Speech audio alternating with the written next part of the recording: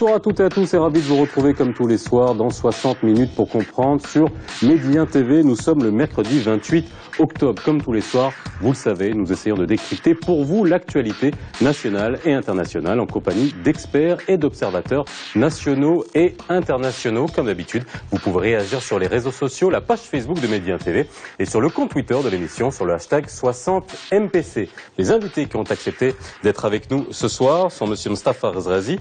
Vous êtes professeur en relations internationales et études stratégiques aux universités de Tokyo, Osaka, Kyoto et Sapporo. Et vous êtes également secrétaire général du Centre japonais des études marocaines. Merci d'avoir répondu à notre invitation. Abdelhafid Oualaalou, vous êtes vice-président de l'IMRI, l'Institut marocain des relations internationales. Vous êtes un habitué, content de vous revoir encore une fois. Khalid Segalawi, un habitué également, professeur d'histoire et d'anthropologie politique à l'Institut des études africaines de Rabat. Et enfin, monsieur Mohamed Belmahi, vous êtes ancien ambassadeur du Maroc en Inde.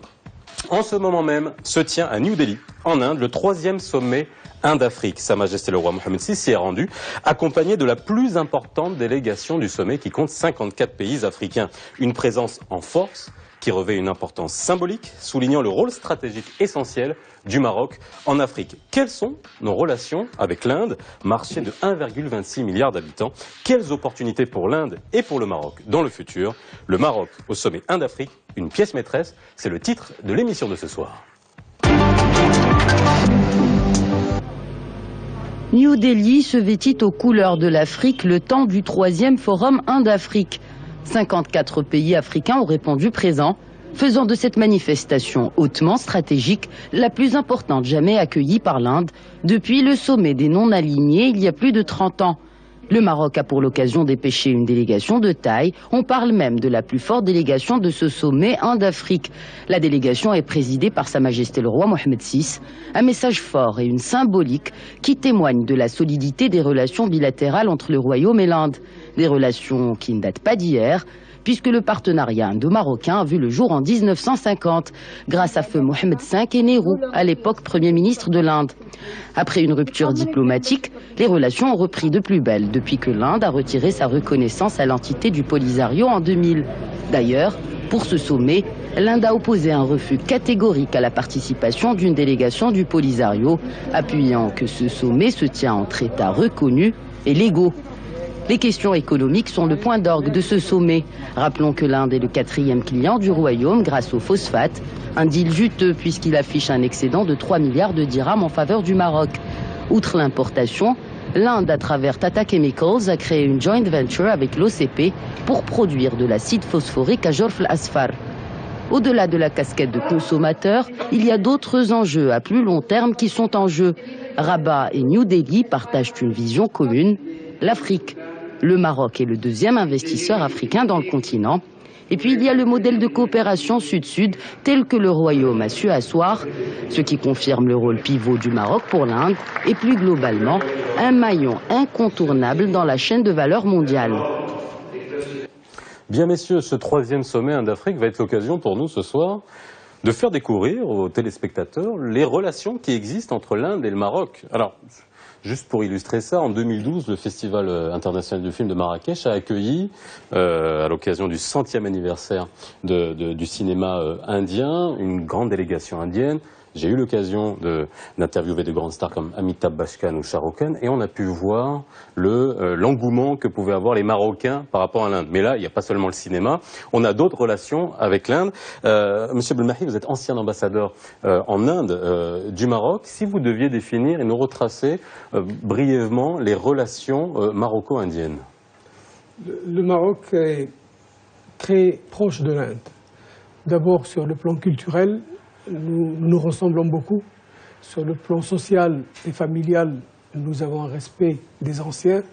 Notre façon de fêter nos mariages est très similaire. Les bijoux que nous portons sont également similaires. Les habits que nos femmes portent sont souvent venant de tissus faits en Inde. Donc il y a ce mariage culturel qui a toujours été là. D'un autre côté, l'Inde est la plus grande démocratie au monde. Il est un partenaire naturel pour le Maroc de par son ouverture. Juste pour résumer un peu l'ouverture de ce pays, C'est un pays qui publie 6000 journaux par jour, en 50 langues, et qui a 12 000 magazines, soit hebdomadaires, soit mensuels. C'est un pays qui parle 1200 dialectes, dans 50 langues écrites. Il a 23 langues officielles. Et donc, c'est un État fédéral de 29 États, et avec à peu près 7 territoires qui sont gérés par le pouvoir fédéral, dont Delhi, Pondichéry par exemple. Et donc nous nous retrouvons dans un pays qui a déjà fait, entre guillemets, l'Union européenne que l'Europe est en train de faire, et qui arrive à gérer 1,2 milliard, 1,3 milliard d'habitants dans une convivialité parfois difficile, puisque nous avons un système de caste qui perdure encore. Nous avons des disparités énormes au niveau de la pauvreté et nous avons des taux d'analphabétisme qui restent encore élevés. Toujours est-il que l'Inde, le sommet dont vous venez de parler, est très important, non seulement pour l'Inde, mais également pour l'Afrique. Alors, on va y arriver justement, et après on pourra retracer aussi l'historique des relations entre le Maroc et l'Inde. Moustapha Azrazi, la présence en force, la présence de Sa Majesté déjà à ce sommet, avec une présence extrêmement importante, une délégation la plus importante au niveau de ce sommet, est-ce que ça revêt une symbolique très forte? Qu'est-ce que ça donne comme signal?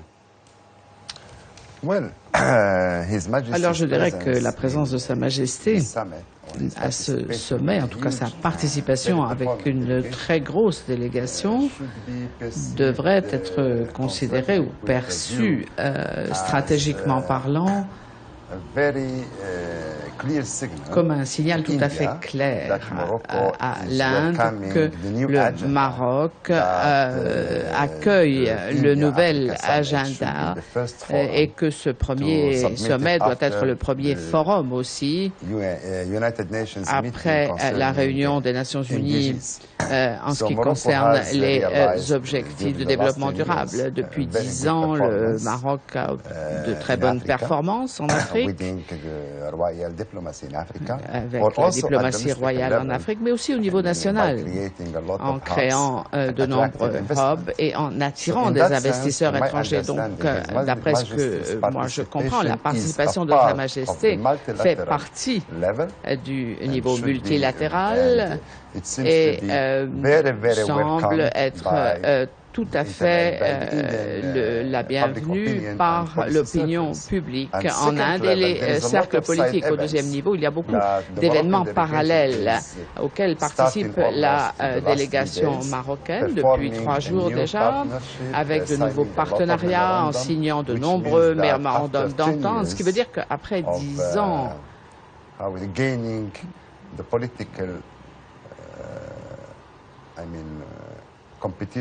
10 ans de concurrence politique, le gouvernement indien aujourd'hui a clos le dossier et aujourd'hui on arrive au deuxième chapitre. Il s'agit d'un chapitre économique et d'un chapitre de développement avec le partenariat.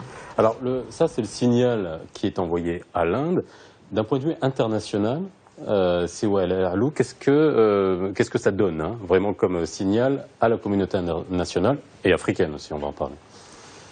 Comme ça a été dit, la visite de Sa Majesté en Inde à l'occasion du 3e sommet Inde-Afrique est un message très fort pour la communauté internationale.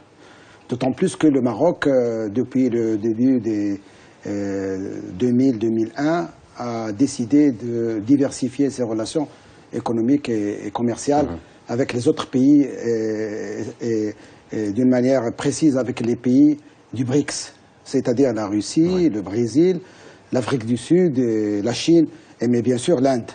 Donc c'est dans ce cadre-là que la coopération sud-sud, que le Maroc a déjà pris comme stratégie au niveau international, que s'inscrit cette visite royale en Inde pour dire que le Maroc affiche une volonté politique très forte pour un partenariat dynamique avec l'Inde, d'autant plus qu'avec l'Inde, nous avons l'OCP, le groupe OCP, qui exporte les phosphates et ses dérivés, l'acide phosphorique. Et comme vous avez annoncé ça, que la balance commerciale, la seule balance commerciale au niveau international est excédentaire avec l'Inde. On va revenir sur les chiffres, et ça c'est intéressant. Si Cheghraoui, ça ne va pas faire des jaloux, ça, à l'international? Oui, des jaloux, sûrement, mais quand même on est dans les relations internationales, donc c'est l'intérêt qui prime. Mais la chose la plus importante, c'est cette présence royale déjà dans ce sommet. Il y a eu énormément de sommets.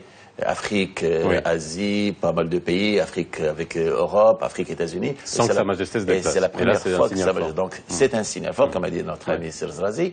C'est aussi un message très très fort pour nos amis africains avant tout. Et cette présence d'ailleurs, il y a une très forte présence de chefs d'État dans cette rencontre, ce qui dénote comme quoi un véritable intérêt des Africains en général, du Maroc en particulier, vis-à-vis des relations avec l'Inde. L'Inde n'est pas un partenaire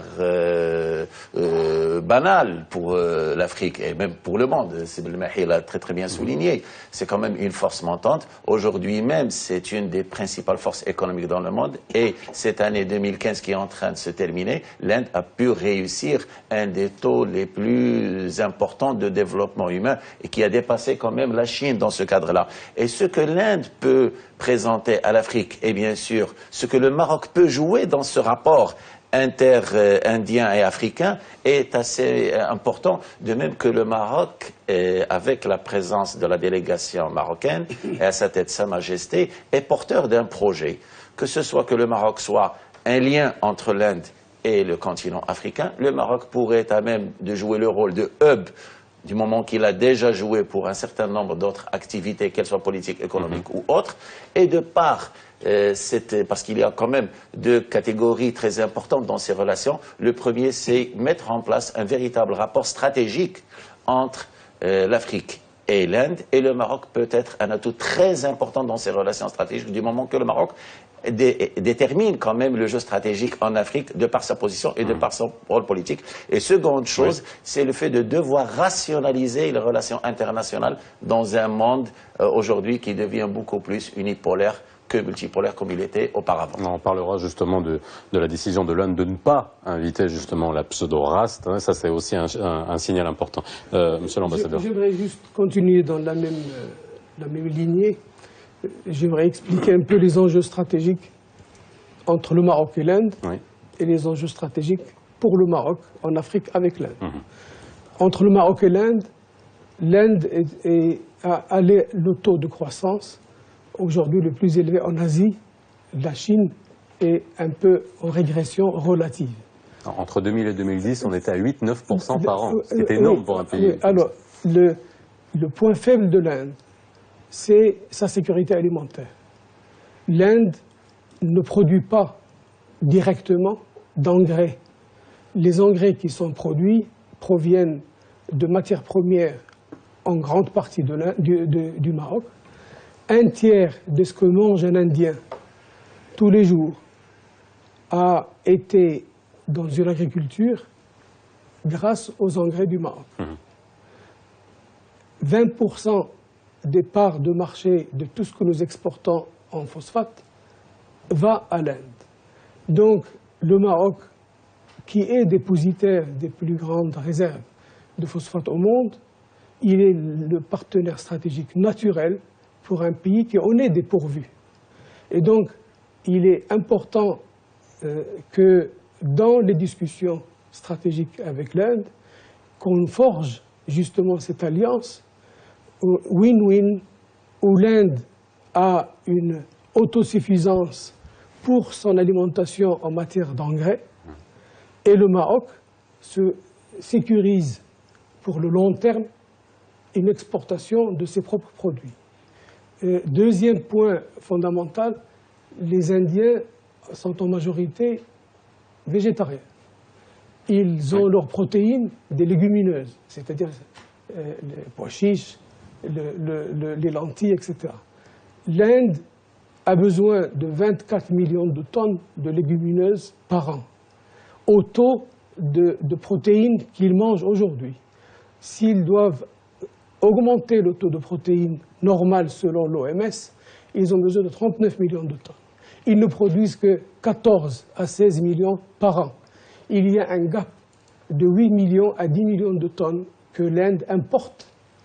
Et donc, c'est un deuxième créneau stratégique pour le Maroc. C'est que le Maroc, qui lui est un producteur de blé et de céréales, la production de blé et de céréales n'augmente que quand on fait un turnover avec les légumineuses qui fertilisent nos sols.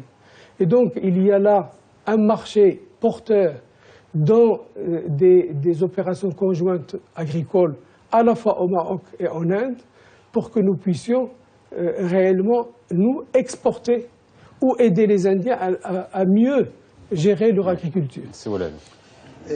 Des chiffres que nous avons parlent d'eux-mêmes.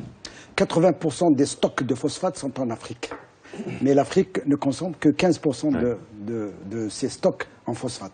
Alors qu'il y a un grand besoin, étant donné que le grand défi pour l'Afrique, comme pour l'Inde, c'est la sécurité alimentaire, comme ça a été dit par notre ami Sib El Mahi.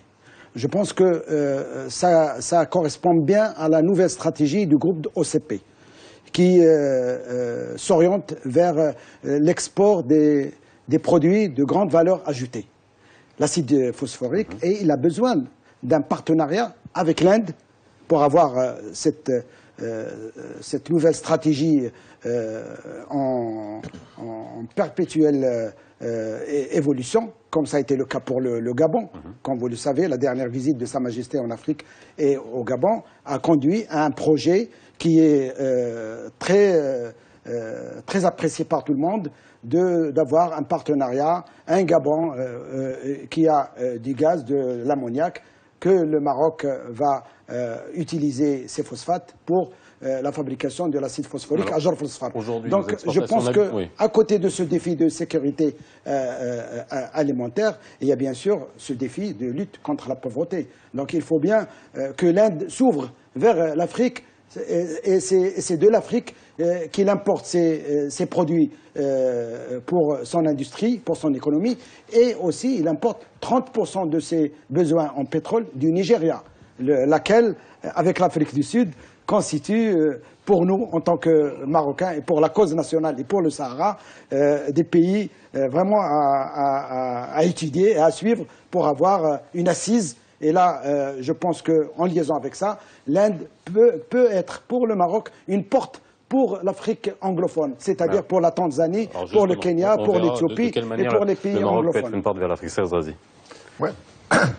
Alors, je suis d'accord avec mes collègues sur tout ce qu'ils viennent d'expliquer, sauf peut-être, je pense que nous devons aussi analyser le fait que Sa Majesté et le fait qu'il s'est déplacé n'est pas seulement une question de satisfaction, mais aussi une question d'ambition. Puisque ce sommet, c'est le premier sommet après la mise en place des objectifs de développement durable.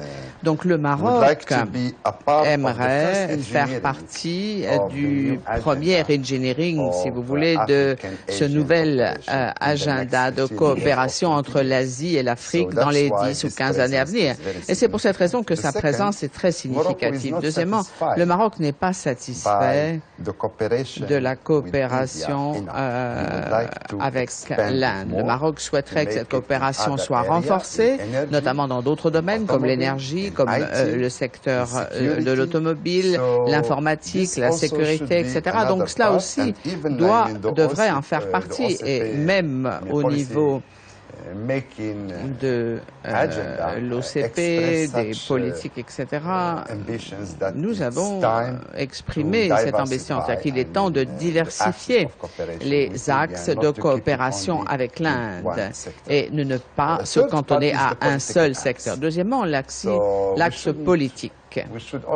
Nous devons également nous rappeler que le Maroc a joué un rôle très important dans la question du Cachemire, notamment au niveau de l'organisation de ce sommet. Le Maroc a beaucoup de similarités en ce qui concerne les réformes du Conseil de sécurité des Nations Unies et a exprimé plusieurs fois son intérêt en matière de sécurité maritime dans l'océan Indien.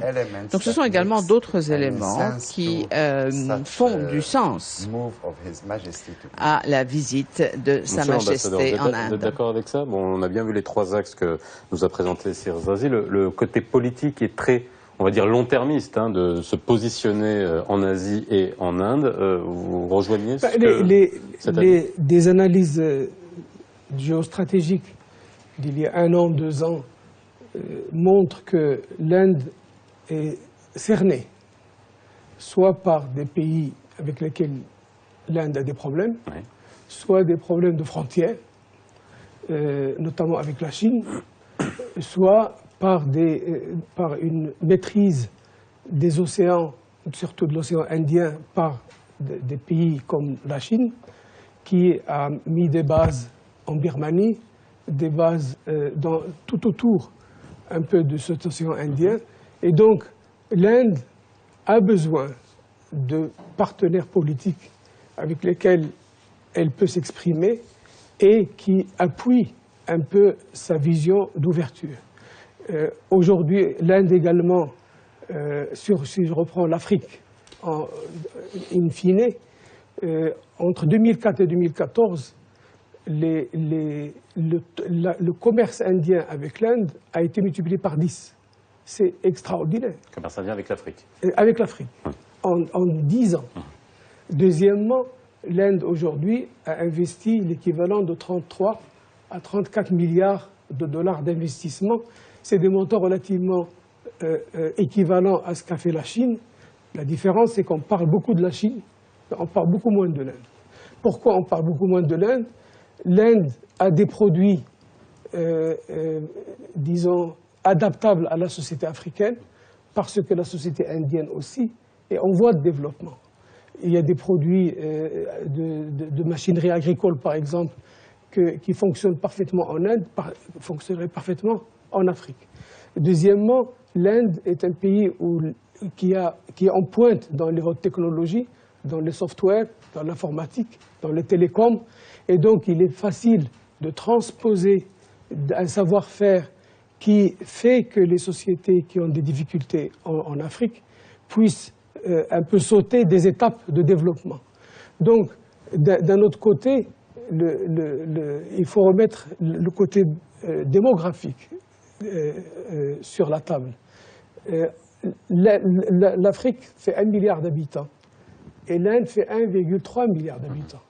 Une coopération indo-africaine, c'est le tiers de la population mondiale qui commence à faire du commerce, en dehors des réseaux classiques qu'on a forgés au 19e siècle, au 18e siècle, au 20e siècle. Donc nous rentrons dans le monde du 21e siècle, qui est sud-sud et qui discute avec ses propres valeurs. Et donc le Maroc a un rôle clé à jouer. D'abord parce que le Maroc est africain. Bon, c'est un lapsus qu'on retiendra, ça leur fera plaisir. Le Maroc est africain. En ce moment, il l'est. Le Maroc a un hub déjà et une politique d'approche vis-à-vis de l'Inde, de l'Inde et de l'Afrique. Et donc, le Maroc est présent dans une vingtaine de pays. Un tiers des revenus des banques marocaines aujourd'hui est généré en Afrique. Et donc, le Maroc parle au moins une des langues africaines qui est le français, donc qui peut faciliter aux Indiens l'accès à cette partie de l'Afrique, mais également l'autre partie que nous connaissons moins, c'est-à-dire l'Afrique du Sud, le Nigeria, le Kenya, toute l'Afrique de l'Est. Elle a déjà des communautés indiennes depuis le 19e siècle qui sont là, qui ont des réseaux. Donc nous avons tout à gagner à être le partenaire de l'Inde dans un triangle Inde, Maroc, reste de l'Afrique, puisque nous sommes africains. Oui. Et donc, chacun apporte dans cette affaire. Mais in fine, je reprends l'initiative du Premier ministre indien d'aujourd'hui, parce qu'on n'en a pas parlé pendant cette discussion. Il y a la personnalité de M. Modi, qui, elle, est différente de tous les autres premiers ministres qui sont passés en Inde. C'est un, comme disent les Anglais, hands-on Prime Minister, et qui a démontré que d'abord, la priorité des priorités pour lui, c'est l'économie. Et donc, il a pris une initiative qui s'appelle Make in India, avec des joint ventures, avec des partenaires étrangers, mais dans une approche win-win. C'est exactement ce que le Maroc fait en Afrique. Le Maroc travaille toujours dans une approche win-win, avec un profond respect de l'autre partenaire africain. Et donc, je crois, philosophiquement, on se retrouve dans une approche maroco-indienne qui n'est pas antinomique, au contraire, elle se complète. Oui, effectivement, comme a dit son Excellence, Monsieur l'ambassadeur Belmahi, il y a énormément de choses qui nous relient. Et ce qui nous relie aussi, en fait, il ne faut pas oublier que le Maroc aussi avait accueilli une communauté indienne très ancienne, principalement. Oui, ils ont la quitté. Pour ceux qui ont grandi Casablanca, du côté de l'avenue Mohamed V. Oui, électronique, oui, absolument. Chose qui est très importante. Donc, il y a sur l'an, donc qu'on peut toujours réexploiter parce qu'il y a quand même un certain nombre de relais qu'on a oubliés sur le plan historique, mais qui existent toujours. Chose aussi très importante, c'est que cette communauté indienne, en partie, elle est musulmane. Chose qui est très importante. D'ailleurs, on a, par exemple, en ce qui concerne l'Afrique du Sud, où il y a une petite communauté marocaine, à peu près de 1 millier, qui n'est pas très visible pour l'instant, mais qui a trouvé accueil principalement au sein de la communauté indienne musulmane et qui lui a permis de s'intégrer parfaitement au sein de la société sud-africaine, malgré toutes les animosités qui existent sur le plan politique entre les deux pays. Mais au fait, cette communauté, qu'elle soit marocaine ou qu'elle soit indienne, peuvent être un relais extraordinaire de mettre en place de véritables relations. La chose la plus importante aussi, Serrazi l'a signifié tout à l'heure, c'est le rôle du Maroc en tant que pays musulman. N'oublions pas que 12% des Indiens sont musulmans.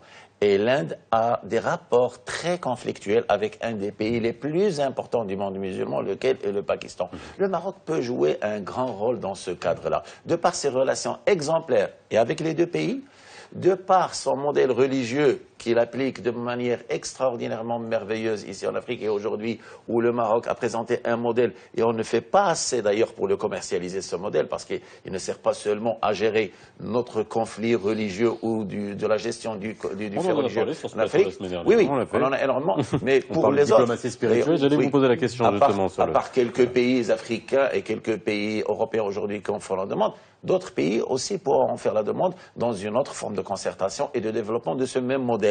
Et je pense que, à force de creuser tous ces créneaux-là, je pense que le Maroc est à même de devenir un véritable partenaire. D'ailleurs, il y a une chose très importante en termes de commerce. Surtout, il faut éviter de penser toujours...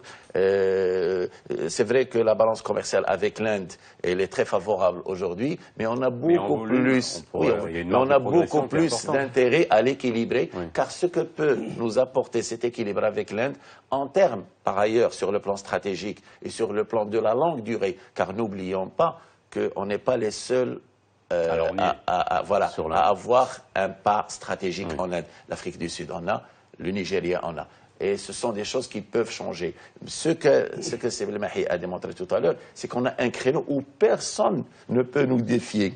D'ailleurs, chose qu'on doit développer nous-mêmes aussi par rapport et avec l'Inde et avec les autres pays africains. Donc je pense que si on met tout ça en termes de concertation et beaucoup plus de gestation vers un futur prospectif entre 30 et 50 ans, je pense que les choses iront vers beaucoup plus de côté positif. On continuera à voir la marge de progression qu'on peut avoir au niveau de l'Inde. On a bien compris les enjeux géostratégiques qu'on peut avoir d'un point de vue politique également. On fait une petite pause et on revient juste après. Deuxième partie de 60 minutes pour comprendre. Il nous reste 30 minutes pour essayer de comprendre les relations que nous avons avec l'Inde. Et c'est vrai qu'on découvre énormément de choses. En tout cas, j'espère que les téléspectateurs découvrent ce qu'on a en commun avec l'Inde et surtout ce qui nous intéresse. On va essayer de voir dans quelques instants ce que représente le Maroc comme porte pour l'Inde vers l'Afrique. Mais avant, j'aimerais qu'on finisse sur la marge de progression qu'on peut avoir au Maroc, que les entreprises marocaines peuvent avoir en Inde. Vous avez parlé tout à l'heure des besoins de l'Inde. On exporte énormément de phosphate, mais il y a d'autres besoins. Sur quoi est-ce qu'on doit pas se battre, mais sur quoi on doit investir pour être plus présent en Inde? L'Inde est le premier à la plus grande industrie cinématographique au monde. On est entre 800 et 900 films par an, qui est devant les États-Unis, qui ont 500 films par an. C'est énorme. Mais l'Inde aussi est le meilleur pourvoyeur de software pour tout ce qui est audiovisuel et pour le cinéma. Le Maroc, d'un autre côté, a une industrie cinématographique qui progresse, mais qui arrive jusqu'à la fin de la production, mais pas de post-production. Là où, comme vous le savez, je suis dans une chaîne de télévision, pour faire un film, la post-production coûte entre 40 et 50% du budget global d'un film. Or, c'est un travail technique, c'est un travail de high-tech, d'ordinateur, et où les Indiens excellent. Un créneau porteur pour le cinéma marocain est de passer des joint ventures avec les sociétés cinématographiques indiennes pour faire du post-production basé dans un centre de calcul au niveau de nos universités, au départ pour l'amortir, mais également le faire pour les cinémas africains, puisque vous avez un cinéma qui existe au Nigeria, vous avez un cinéma qui existe en Afrique du Sud et ailleurs, et donc il y a un travail de high-tech qui peut être porteur et qui peut faire, à ce moment-là, un film qui vient au Maroc, 90% de ce budget, il est dépensé au Maroc et le film qui sort, il est prêt à la commercialisation. L'autre centre d'intérêt, c'est tout ce qui est industrie automobile. Comme vous le savez, l'Inde a racheté Jaguar, a racheté Land Rover. L'Inde, avec le groupe Tata, est le premier employeur industriel en Grande-Bretagne aujourd'hui. Ils ont entre 29 000 et 30 000 ouvriers qui travaillent dans les usines de ces véhicules. Le même groupe Tata a une usine au Maroc qu'il a déplacée d'Espagne, qui fait des camions et des bus. Et donc, il y a déjà un premier pas. Je sais que cette entité n'arrive pas à décoller à 100%. Peut-être qu'on doit lui prêter main forte pour attirer ce groupe Tata qui est l'un des plus grands au monde. Et peut-être, comme on a Peugeot qui est venu ou qui va venir, on a Renault, on a peut-être Nissan un jour. Et ce serait extraordinaire sur le créneau soit de l'automobile en soi, soit des sociétés qui receveuses d'ordre qui pourraient fonctionner, des sous-traitants. Voilà, insérés dans l'écosystème qui a été mis en place pour l'automobile, c'est intéressant. Le dernier, je sais que je ne veux pas monopoliser la parole, c'est tout ce qui est générique pharmaceutique et tout ce qui est médecine. Les Indiens ont réinventé la chirurgie au niveau, c'est une chirurgie à la chaîne qui diminue les coûts, par exemple pour l'ophtalmologie, pour les chirurgies cardiaques. Et donc c'est une nouvelle façon de faire pour la partie la plus démunie au Maroc, qui peut parfaitement se faire soigner, mais avec ses standards. Et il ne faut pas mal comprendre, un hôpital indien est un hôpital de très haute tenue, de grande qualité. Alors justement, sur les médicaments génériques, on a une unité, depuis 2006, Ranbaxy, une unité indienne qui existe à Casablanca. Voilà. Justement, ce qui fait la force de notre délégation à New Delhi, composé de plus de 300 opérateurs économiques. C'est la diplomatie économique marocaine qui est à l'avant-garde. Parmi ces représentants, il y a le secteur privé. Il y a la CGM.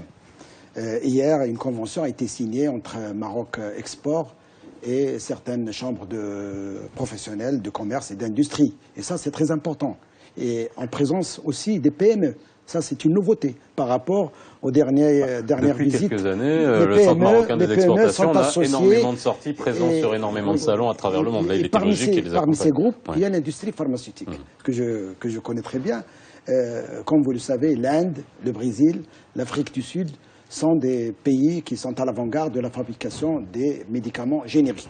Et comme vous le savez, le Maroc a opté pour cette politique d'encourager la fabrication des génériques, surtout pour les maladies chroniques, maladies lourdes qui demandent vraiment des médicaments disponibles, un accès aux médicaments facile, mais aussi avec des prix abordables. Étant donné que l'OMC a ses lois, la protection des brevets, allant jusqu'à 20 ans de protection, mais il y a la possibilité d'utiliser ce qu'on appelle les licences obligatoires. C'est dans les accords de Doha, et le Maroc, comme l'Inde, comme le Brésil, comme l'Afrique du Sud, peut utiliser cette voie pour la fabrication de ces génériques, sachant très bien que l'Inde est aussi un pays de production de matières premières servant à la fabrication des génériques. Et ça, c'est très important. On peut parler de la qualité, mais heureusement que nous avons un laboratoire national de contrôle des médicaments qui est là pour contrôler tout médicament et toute matière première importée, que ce soit de Bangladesh, de l'Inde. Le savoir-faire du Maroc en termes d'industrie pharmaceutique, elle est reconnue.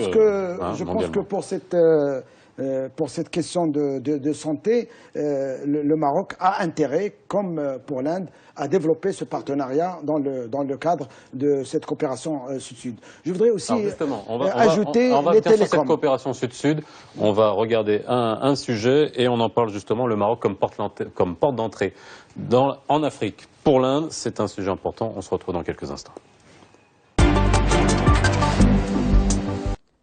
Si New Delhi n'est pas encore perçu comme un acteur majeur sur le continent africain, ces échanges se développent pourtant de façon exponentielle. En 15 ans, les échanges commerciaux entre l'Inde et l'Afrique ont été multipliés par 20, passant de 3 milliards de dollars en 2000 à 70 milliards en 2014.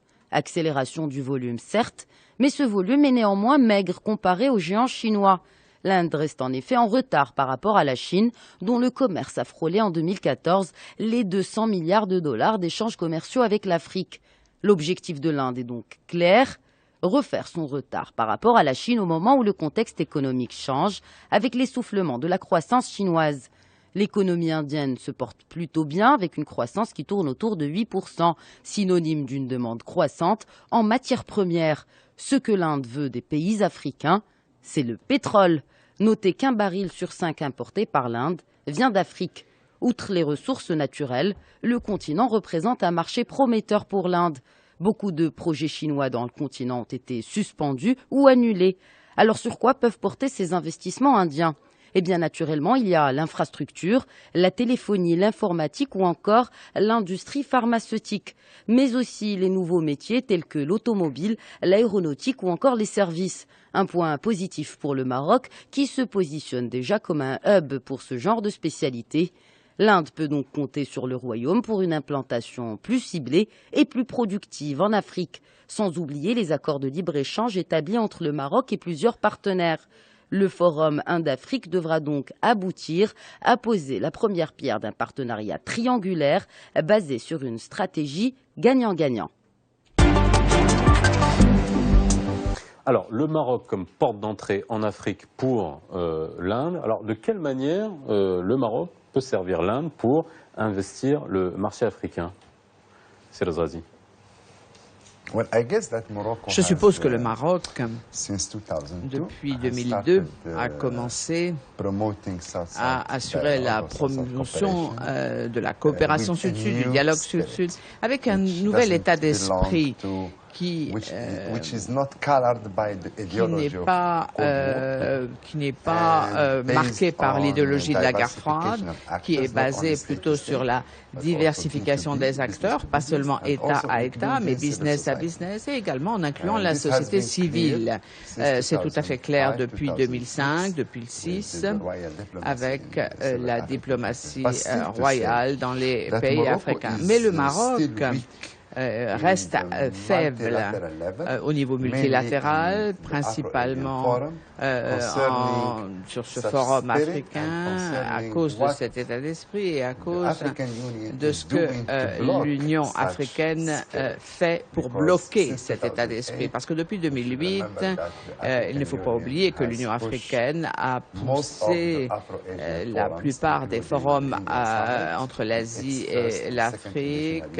La première dernière et le deuxième à Addis Abeba, également le TICA, c'est-à-dire la conférence de Tokyo pour le développement africain, le FOCAC, le forum entre la Chine et l'Afrique, les a poussés, ou en tout cas à exercer une pression pour que la coopération entre les États africains et l'organisation africaine exclut les relations bilatérales. Le Maroc a joué un rôle très important, non seulement pour protéger ses propres intérêts, mais aussi pour protéger de petits pays en Afrique. Et ça a été exprimé très souvent, le fait que le Maroc se bat pour garder un équilibre au niveau de la coopération entre le continent africain et d'autres forums, etc., que ce soit en Asie ou en Europe. C'est une question très importante, car ne croyons surtout pas que les choses sont aussi simples quand on parle d'un sommet Inde-Afrique, car l'Inde, c'est une entité, une seule, unique, un gouvernement. L'Afrique, quand même, c'est plusieurs gouvernements. Aujourd'hui, il y a à peu près plus de 40 chefs d'État qui sont présents dans cette... Comme a dit Monsieur l'ambassadeur, la complexité ethnique de l'Inde, on voit bien que ça peut se diriger comme un continent. Hein. Oui, mais le problème, au fait, qu'ils ont réussi. Ils ont réussi déjà à présenter un procédé démocratique extraordinaire qui marche avec toutes les contradictions. Au fait, les contradictions qu'on peut remarquer en Inde, au fait, ce qu'on a en Afrique n'est absolument rien du tout devant ce que vit l'Inde. Et malgré tout ça, ils ont réussi à créer cette union qui est extraordinaire et qui marche. Le problème en Afrique, c'est qu'on a une entité qui, soi-disant, représente le continent. Bien sûr, le Maroc n'y est pas dedans pour les raisons connues. Le problème, c'est que quand on est en rapport avec cette entité, le Maroc, il est complètement exclu.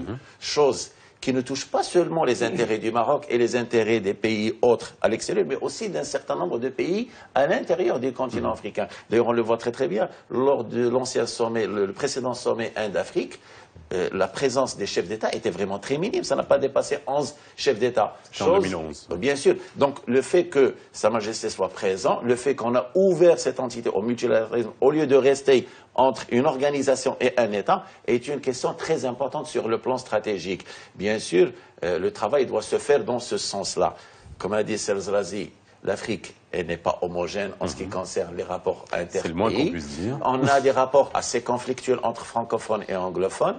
On essaie de les dépasser par des rapports d'ailleurs, comme on en a parlé, le Maroc, bien sûr, il y a quelque chose qui se passe aujourd'hui en termes d'Afrique de l'Est et d'Afrique australe, mais il va falloir faire beaucoup plus d'efforts en ce sens-là. Mais on a un projet à présenter. C'est un projet semblable à ce que l'Inde peut proposer au continent africain, et pas seulement en tant qu'entité unique, mais en quantité, c'est-à-dire en entité bilatérale. Et là, le Maroc peut être un espace, comme on l'a dit tout à l'heure, de hub, de distribution, comme il peut être un présentateur de modèles de coopération, de par le relais. Déjà, le Maroc a un relais bancaire très important. C'est un système qui est très respecté. Je pense qu'il est classé à peu près deuxième par rapport à l'Afrique du Sud. Très respecté du moment qu'il suit les standards occidentaux. On a un système de télécom qui est au top de la gestion en termes, que ce soit de distribution, de managing ou autre. Et là, on est en équilibre total avec le principal opérateur indien qui a racheté un autre grand opérateur koweïtien qui gère une bonne partie de l'Afrique. Donc, on a intérêt, au lieu de rentrer en conflit, de créer un grand groupe et de participer. Et le transport, que ce soit à partir de la mécanique elle-même, le Maroc aujourd'hui a développé une industrie mécanique très importante, limitée bien sûr à l'exportation pour un certain pays, et les pays, l'Inde, pourraient utiliser à bon escient ce secteur et ce créneau et de distribution, de fabrication et de sous-traitance. Bien sûr, comme Sibel Mehi en a parlé, l'agriculture, là c'est le grand modèle à exploiter. Et ça, continuellement, non pas seulement pour l'Inde et pour le Maroc, mais pour l'ensemble des pays africains, car les problèmes se ressemblent de manière extraordinaire. Et tout cela pourra générer par la suite, ce que j'ai dit auparavant, c'est le fait de pouvoir mettre en place une véritable vision stratégique des relations bilatérales indo-africaines et bien sûr de rationaliser les relations internationales entre les deux entités du moment qu'un certain nombre de problèmes pourraient à même de les mettre en difficulté, que ce soit les questions de séparatisme, les insécurités et autres. Alors, je vais sortir juste de l'Afrique 2 minutes. Est-ce que l'Inde pourrait profiter de tous les accords commerciaux de libre-échange que le Maroc a avec les États-Unis ou l'ALECA avec l'Europe, etc. Est-ce que l'Inde pourrait profiter de ça? Il y a déjà pas mal de pays, y compris la Chine, qui profitent. L'Inde serait évidemment la bienvenue, notamment vis-à-vis des quotas, vis-à-vis des Américains. Avec l'Union européenne, le Maroc a des relations plus que bonnes, puisque 70% de nos échanges sont avec l'Union européenne. Mais il ne faut pas, comme je le dis toujours, faire des accords de libre-échange pour faire des accords de libre-échange. Les accords de libre-échange sont porteurs de bonnes choses, mais également de bonnes choses, de mauvaises choses, quand on ne fait pas attention. Je reviens par exemple à mon cas de légumineuses, puisqu'on parle d'un pays végétarien. Oui. Le pays qui est le premier exportateur de légumineuses vers l'Inde, c'est le Canada.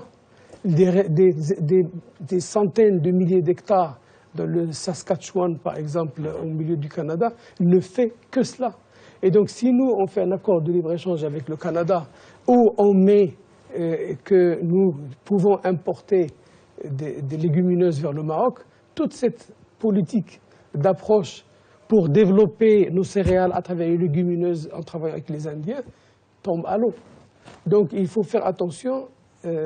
Ceci étant, les Indiens, ce sont des gens extrêmement bien informés et je pense qu'ils ont parfaitement étudié les accords de libre-échange et je leur fais bien confiance.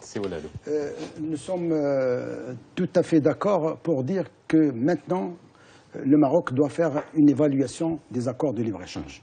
Et tout le monde est conscient du fait qu'il y a un déficit dans ces accords, que ce soit avec les États-Unis, l'Union européenne, même l'accord d'Agadir aussi avec certains pays arabes. Donc je pense qu'il faut faire très attention pour intégrer l'Inde dans ce contexte de zone de libre-échange pour ne pas passer d'une balance excédentaire favorable au Maroc à une balance déficitaire, étant donné qu'il y a plusieurs opportunités d'échange commercial entre le Maroc et l'Inde. Je pense que tout le monde maintenant s'oriente vers un partenariat, ce qu'on appelle le partenariat triangulaire, que ce soit pour les Américains qui insistent beaucoup, les Européens aussi. François Hollande insiste beaucoup à ce que la France soit présente pour tout ce qui est partenariat avec l'Afrique, qu'elle considérait comme une zone d'influence historiquement parlant. Donc je pense qu'il faut faire très attention avec des études en partenariat avec la société civile dont l'IMRI est disponible pour participer à ce genre d'études, mais aussi il y a des universitaires, des académiciens, des centres de recherche pour vraiment développer ces accords de libre-échange dans l'intérêt du commerce extérieur marocain, mais aussi pour s'ouvrir davantage vers l'Inde ou vers le Brésil ou vers d'autres pays du BRICS. Et n'oublions pas qu'avec les sanctions que connaît la Russie, du fait du problème de l'Ukraine, le Maroc s'ouvre aussi vers Moscou pour développer plus d'échanges. Pas uniquement ça, c'est une autre émission. Mais vous ouvrez le sujet, quand on parle du BRICS, c'est extrêmement intéressant. On aura envie de continuer encore pendant les heures. C'est Razrazi. Alors, je suis d'accord avec mon collègue, mais une approche coût-bénéfice, je ne sais pas, je pense que c'est une gestion étatique. Et lorsqu'il s'agit d'une gestion étatique, c'est difficile d'évaluer les performances des politiques publiques en matière de coûts et de bénéfices. Parfois, il faudrait perdre d'un côté et gagner de l'autre côté. Mais l'évaluation globale, elle doit être bénéficiaire et c'est très important parce que l'aspect le plus important, et je vais revenir à la communication de son Excellence, Monsieur l'Ambassadeur, lorsqu'il parle du fait que nous devrions être conscients pour être sûrs de ne pas être victimes de conflits d'intérêts entre nos partenaires. Parce que c'est très facile de dire j'accueille l'industrie pharmaceutique, mais vous seriez en conflit avec l'Allemagne, avec la France, avec d'autres partenaires. Donc, je pense qu'il faut avoir une analyse géostratégique Et aujourd'hui, plus que jamais, nous avons besoin de suivi de l'économie de nos partenaires asiatiques et notamment de renseignements économiques. Alors justement, je vous ai posé une question tout à l'heure qui pouvait sembler naïve et un peu titillée quand je dis ça va pas faire des jaloux. C'était dans ce sens-là. On a parlé de la France qui a envie d'être présente, tout le monde lorgne vers l'Afrique. Aujourd'hui, voilà, géostratégiquement aujourd'hui, est-ce que ça va pas agacer certaines personnes? Je pose la question de votre équipe. Moi, je pense qu'il y a la Chine, il ne faut pas oublier la Chine en Afrique, oui, aussi, oui. Avec son forum. Comme je l'ai dit tout à l'heure, nous rentrons dans une globalisation qui est en train de se recréer. Ça veut dire que nous avons besoin de modèles de gouvernance qui sont créatifs et relativement différents aux modèles de gouvernance comme on a géré l'Afrique d'il y a 50 ans ou d'il y a 40 ans.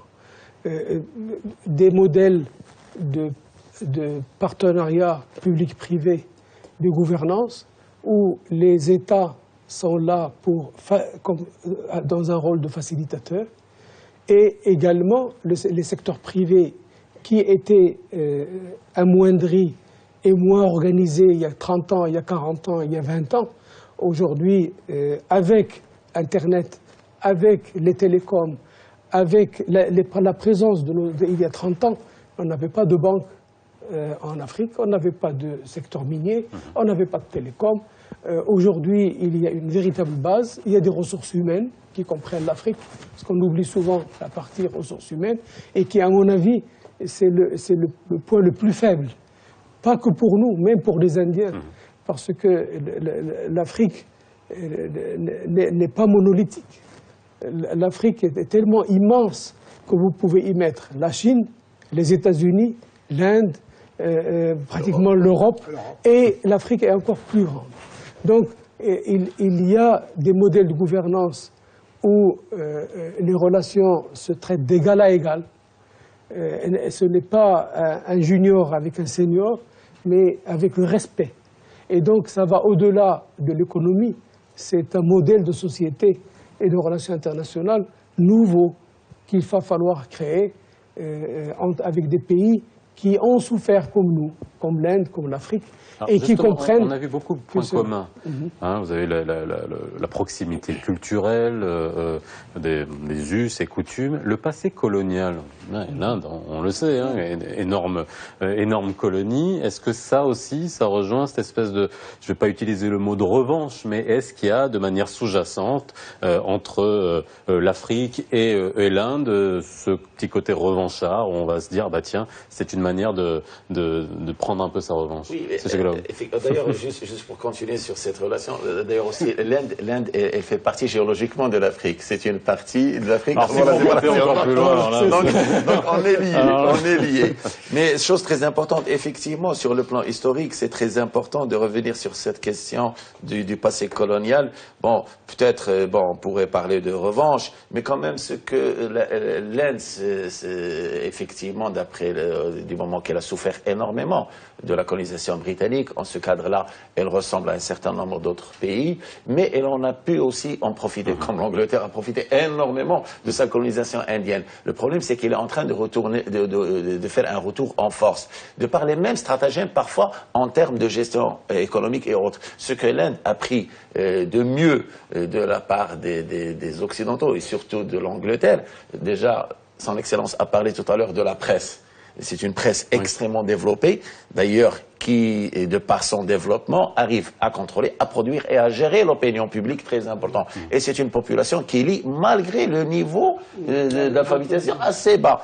Bien sûr, il faut toute proportion gardée avec le nombre de population. Mais chose qui n'existe nullement chez nous en Afrique. C'est quelque chose de très important, les médias africains, indiens plutôt, en relation avec le secteur, que ce soit de l'informatique et des télécoms. Seconde chose très importante, c'est ce caractère libéral de l'économie. Déjà, il y avait une tradition commerciale très importante en Inde depuis toujours, que ce soit avec le monde arabe ou avec le monde asiatique et le monde africain, et chose qui s'est développée par la suite. D'ailleurs, on a soulevé tout à l'heure une question, Son Excellence a dit, l'Inde n'est pas trop visible. C'est le même investissement que fait la Chine. La Chine est beaucoup plus...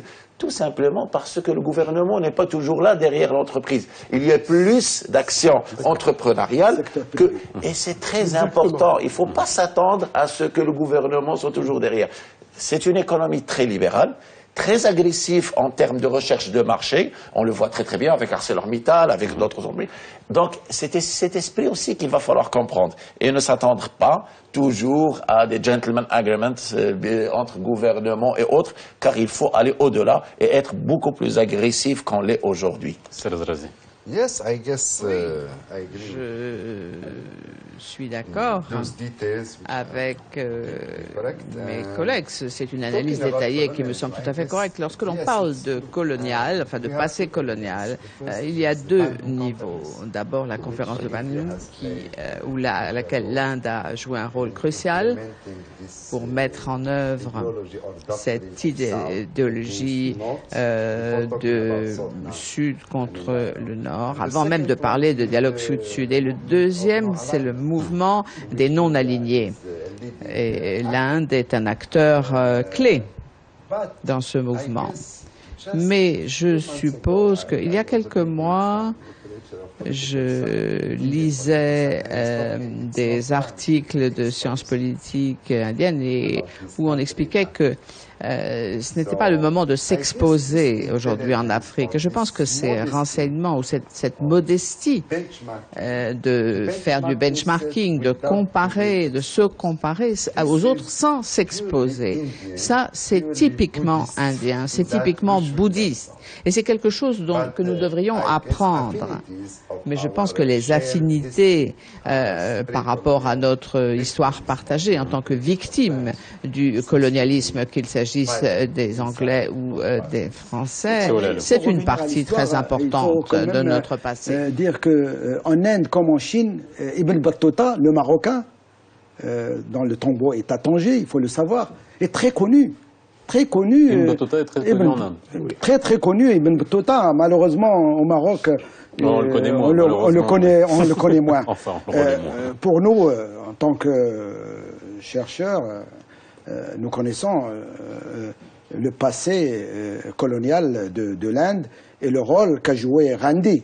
Gandhi assassiné en 1948. Gandhi qui a fait la marche du sel en 1930.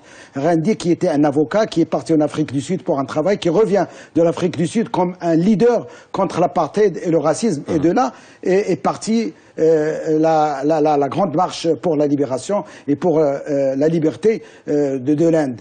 Car au début, Gandhi ne demandait que l'autonomie de l'Empire britannique comme pour le Canada. Il ne demandait pas l'indépendance. Mais vu les mouvements de libération nationale au niveau international, l'Inde est devenue vraiment un pays qui a pu avoir sa liberté et aussi être un grand pays des non-alignés, chose qui fait un point commun avec le Maroc. Et l'Inde, maintenant, est une puissance économique. Et j'espère que ces relations avec l'Inde vont consolider davantage ces relations historiques, culturelles, mais aussi culturelles, comme ça a été dit par notre ami Belmahi. Monsieur l'ambassadeur. Le dernier point, peut-être il y a deux autres axes dont on n'a pas parlé. C'est pour pouvoir forger cette nouvelle gouvernance, cette façon de faire, qui est dans un monde nouveau, c'est qu'on lie les think tanks marocains avec des think tanks indiens et africains pour réfléchir un peu sur les modes d'emploi que nous puissions avoir. Et ça, c'est un travail qui reste à faire, qui est très important. Les Indiens ont des forums de qualité. En Afrique, il y a quelque chose qui émerge, et dans notre pays également. Au niveau universitaire, au Maroc, nous avons une seule université qui est anglophone, que vous connaissez, qui est l'Akhawaï. Et peut-être que ce lien avec l'Inde va pousser nos universités à aller beaucoup plus vers le monde de la langue anglaise et un échange avec de professeurs et de bourses entre les deux pays. Il n'y a rien de mieux que les ressources humaines pour le long terme. Tant qu'on n'a pas de véritable lien humain avec ce pays, J'ai été attristé quand je suis arrivé en Inde en 1996 et j'ouvre le cahier de nos Marocains qui vivent en Inde. J'ai été surpris de voir qu'on avait moins de 20 Marocains en Inde en 1996. À l'époque, 1996. Et donc, sans ressources humaines qualifiées, tout ce que nous pouvons bâtir est difficile à tenir parce qu'il faut que les deux parties se connaissent. Ça sera le mot de la fin. Merci messieurs d'avoir été avec nous ce soir, qui nous a permis de mieux comprendre, l'Inde, les relations entre l'Inde et le Maroc. Et on voit bien qu'il y a beaucoup de marge de progression entre les deux pays. Excellente soirée sur Média TV, 22h40 la rediff, comme tous les soirs, si vous nous avez pris en route. À demain.